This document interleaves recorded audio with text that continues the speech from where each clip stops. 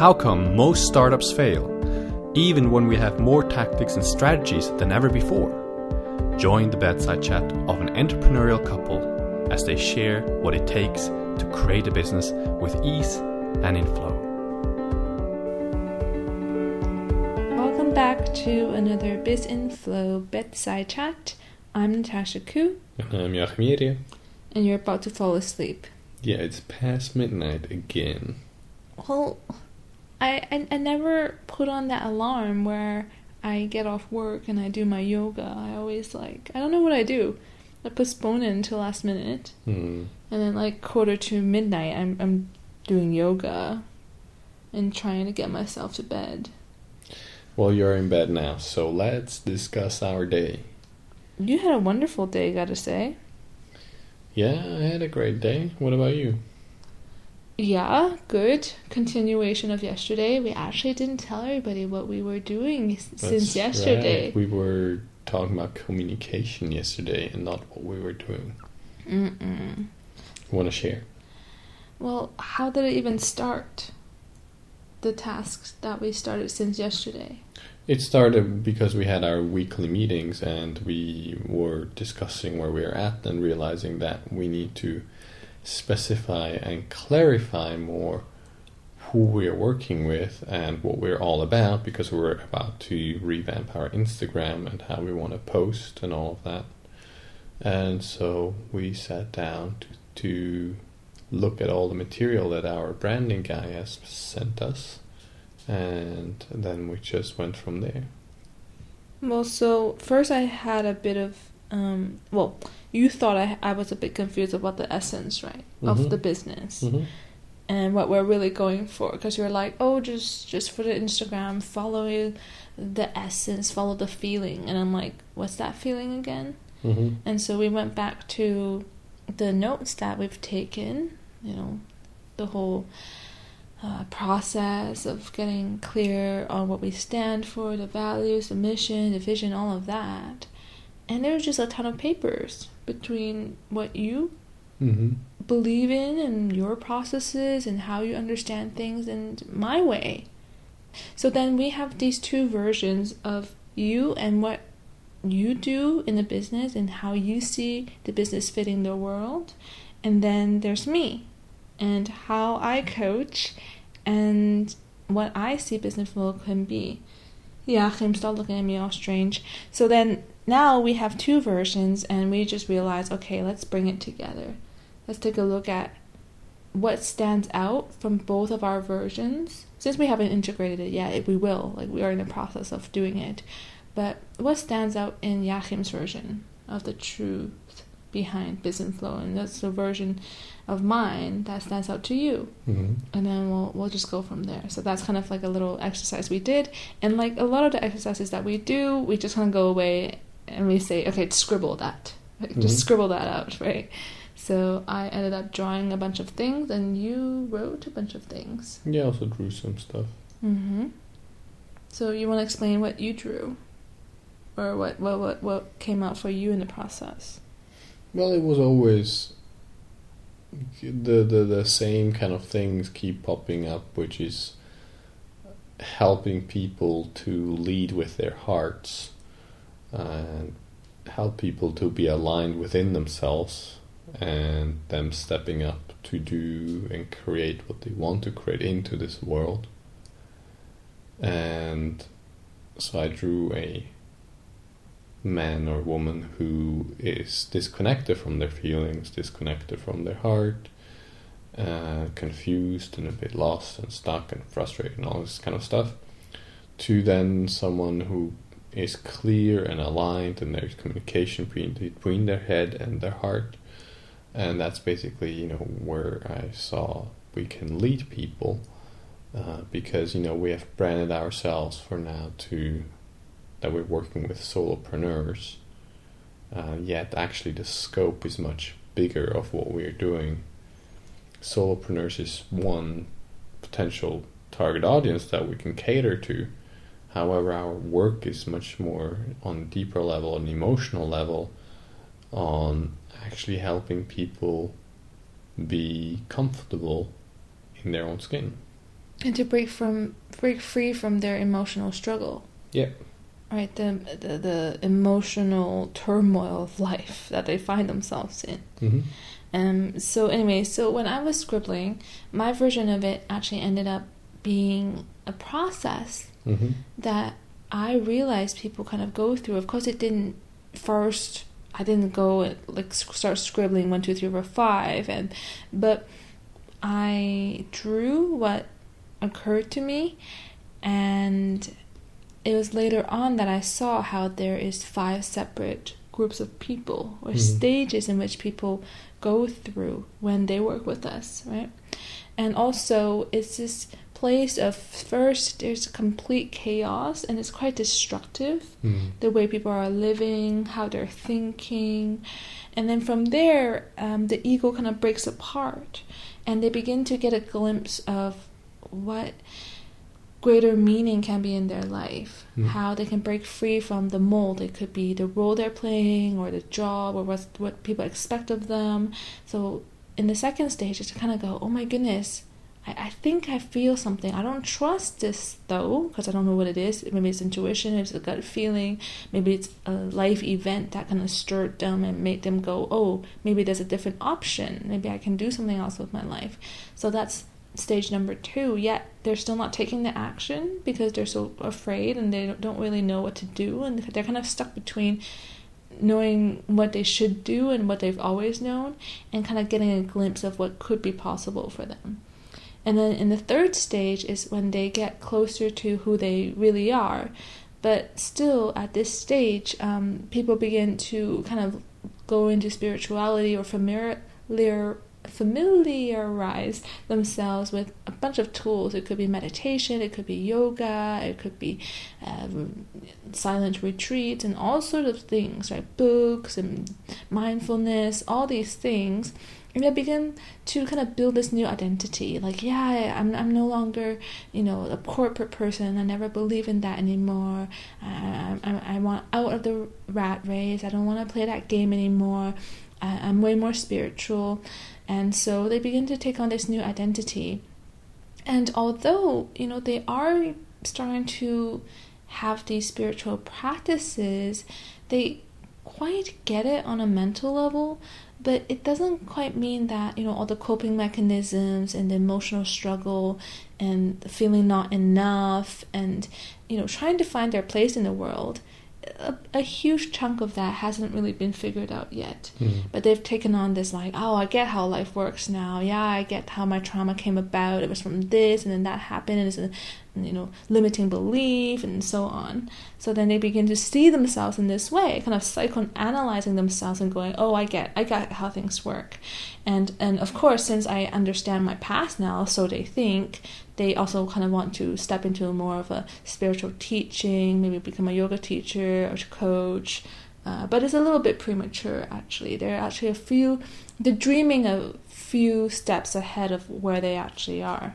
Because on some level, there's still deep pain. Maybe they haven't forgiven themselves. Maybe they really haven't taken a look at what's hurt them so deeply, or why they don't feel enough. Why they actually need to meditate all day long and depend on these tools to feel okay and feel at peace. How come it's not something that's still natural, right? And then on the 4th stage is when this energy goes from them and they're like, oh, I need to channel this into something. It's bigger than me, right? So there's a spark in their heart and it's becoming more and more led by the heart. It's less by the head, but the head helps them to execute. So there's even more alignment now. And it's not a pretense thing. It's not an spiritual ego thing, but they really want to do good now. And they have a stronger grounding in who they are and what they can give to the world. So they're starting to share that with the world. Whatever it is that they have experienced personally, whatever emotional strength that they're able to maybe instill in others, they want to share that with the world. Now, in our perspective, this doesn't have to be a solopreneur. It doesn't even have to be a business. It could be someone's side gig. It could be a charity. It could be even them doing the same job in the corporate world, but in a more human, more kind, more heartfelt way. A way that's, for them, meaningful. So they're looking for a channel to kind of give birth and give the world the goodness, their gift, their uniqueness, right? What they feel is right, that meaning, that purpose. So they begin this kind of new path of showing the world who they are, giving to the world who they are. But then they face a lot of struggles because, when you start a new project, when you introduce a new idea in the workplace, when you start a business, there are a lot of feedback that the world gives you. And quite a bit of it is actually just negative feedback. And then you have to deal with that. Like the control freak within you will have to eventually die, or you have to keep struggling. So at this stage, it's for people who wish to really bring something into the world. They have a slight vision for it. They're led by this kind of heart desire to make it happen, to create something meaningful. Yet they're like, oh my God, I didn't realize it was going to be this hard. How come there's so much hard work in this? And how come, what I thought I have let go of in the past, it's actually coming back again, little pieces of it, not with the full force from before, but how come there's still more layers, right? How come I'm still, on some level, kind of falling back on, just hustling, just going with emotions, and kind of sometimes going out of alignment in the work, which I now find meaningful. So that's kind of the fourth stage, and then you can describe the fifth one. The fifth one, well, that was kind of where people can get to, where you surrender and you let life create through you, and you feel more in flow, and the resistances have dropped away, and you see and feel love everywhere. And there's probably been more, I just don't remember it clearly, because I wasn't thinking about talking about this. I was actually thinking more about talking about how each one of those 4 stages before, they all have kind of a common theme, and that is they want to cope with their emotions and their insecurities with different ways. In the first stage, the way of wanting to cope with that is by succeeding basically in life and, achieving X, Y, Z so you can feel okay. Yeah, being successful in the way that people want you to, other people want you to, that expect you to. Exactly. In the second stage, they want to escape the rat race, so they want to feel okay by not being in the same circumstances. In the third stage, what was the third stage? Oh yeah, in the third stage, they take on a new identity, want to feel okay by being different, by being more spiritual or something like that. In the fourth stage, they want to feel better by creating something of meaning and basically hang on that, creating this is going to make them feel better. Now, of course, those stages, they're made up, of course, and sometimes you find people in different stages and it's, still exhibiting things from other stages as well. But in general, I think there is a trend in the world of people not being okay with where they're at, not being okay within themselves, not being okay with their emotions. And I think that is really kind of the big transformation that we're helping people with, is that they can be okay where they're at, they can be okay with feeling whatever needs to be felt, and that they can be okay with being themselves and really taking a look at themselves and where they're at. There's a great deal of self-reflection. I mean, for every single person, no matter what stage they're at, what's really crucial is that they look at what it is that they want, what they think they want, but what's the motivation behind that? Because in a lot of these examples, yes, we're really helping them to solve an emotional part of their life. That's the underlying thing. Because you're either trying to get away from something because you hate it, you don't like it, it bothers you, or you're trying to get something because you think you're lacking, because you think you need it, because if you don't have it, then you're also in a boo-boo, right? So it's like this tug of war that never ends, is how I see all of these stages. It doesn't matter if, you have outwardly success, just like Jachym just mentioned. there can be someone who is, for example, in stage 4.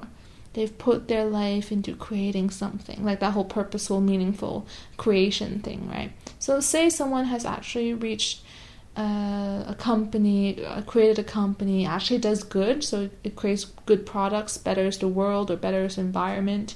They're making millions from it each year. That doesn't mean that emotionally or mentally they're as stuck as someone who's in stage 1, who are just trying to do everything they can to fit in, to gain the material success, to look good in the eyes of others, to feel good about themselves. That doesn't matter. It's just everyone has their way of trying to make themselves feel better. But if that is coming from a place of fear, of lack, of frustration, of avoidance, it just keeps perpetuating. It just doesn't seem to end, and it really doesn't. It's just a game that doesn't end. It doesn't, and this is where we come in, because that's what we're helping people with, to step out of, so they don't repeat this pattern.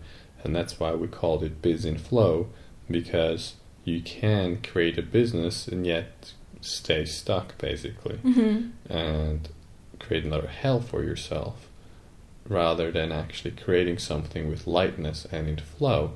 But in order to create with lightness and in flow, you have to look at the underlying patterns, and you have to look at yourself, because you are the one executing. And this is where we think that we really can bring value to people. And it makes sense. We're working with humans. No matter what dreams they have, no matter what it is that they're trying to get away from or they want to move towards, it's all a human experience, right? And this is why no matter if someone is super successful or rich or from a different class system, which I think that in the Western world there's not so much of a class system, but if you're in a developing country or a coming economy, there really can be huge differences in your lifestyle, in the quality of life. But at the same time, no matter who you meet in this world, you're still able to connect with them, with their sorrows, with their joy. And no matter what kind of state, physically or financially, they're in, there's always this emotional component that we can always relate to. And so what does that say about the circumstances? That no matter what we're going through, good or bad, there's this emotional experience that everyone goes through. Yeah, and that's our expertise. That's why I am super confident to work with all kinds of people, whether it's high performance in sports, whether it's entrepreneurs, whether it's couples and their relationships, whether it's something else, because I can always look at their experience and their emotional experience of that. Because just imagine you are emotional about something and you're all reactive. Just actually looking at that and being less reactive, being more in flow, you're going to perform better without me giving you any kind of tips, strategies or tactics. And so that's why I believe looking at that and working on it can raise all levels in your whole life, because it trickles down into all kinds of areas, because every experience is an internal experience. And this topic is actually really rich, because we can actually get into why are people stuck in an emotional roller coaster that seems to keep happening in cycles. It could be in different locations or a different time and different people, but it's how come it just keeps happening to me? So that's something we could dive in further on another episode. But to untangle yourself from the emotional stickiness that you're in, and the difficulty that it feels sometimes when you don't know what to do next, when you don't have it figured out, that's what we really want to help people with. Because, no matter how, I don't want to say, no matter how bad things look, there always is a way out, and I just believe that in our darkest moments, it's always when we forget the options we have and we only see the world like one way. And we forget that there's a way out. Yeah, well, my way out is to sleep. Oh my gosh. Because I am getting really tired. I'm fine, because we had like sushi day today. It's one of those days where you make like as much sushi as you possibly humanly can with 4 hands. And like we ate, I don't know, a week's worth of sushi, and then we still had dinner tonight. So I'm like on carb power. It's past 1. I'm about to fall asleep. It's past 1? I'm so excited. I'm like so energetic right now. So my way out is to just fall asleep. So I'm saying good night, and you can just keep talking for the rest of the night. I need to wrap it up. You can just go to bed already. So today, I hope that this episode has been useful for you. So what we did today was share with you how we mapped out the many different audiences and target groups that we wish to help, and how underlying all the plots that we all live in our lives, there's a very strong emotional theme that goes through everything, and we're here just to help anyone who feels like they're stuck, they need to get away from where they are, they need to fit into a certain image of who they want to be, or they want to create something and let that lead them to success. So whatever it is that you project that you want, it's fine. We agree with your goal. We accept it all, no judgments, but can you do that in a way that's aligned with you, in a way that is less emotionally distressed? So less suffering is always good. I agree with that. Good night. And Jachym now wants to stop suffering from my voice. That's so funny. I've never had a podcast, you guys, where the interviewer or guest or person on the show with me is so ready to shut me up. I just never have hosted a podcast like this. That's because I'm living with you the whole day and I can hear you, so this is my alone time in my sleep. This is when you should really appreciate what I have to say as your business partner. So anyways, he's waving. I really need to shut up or else this marriage is going to go down the drain. So thanks for joining us today, and we'll talk to you tomorrow. Goodbye. Good night, everybody.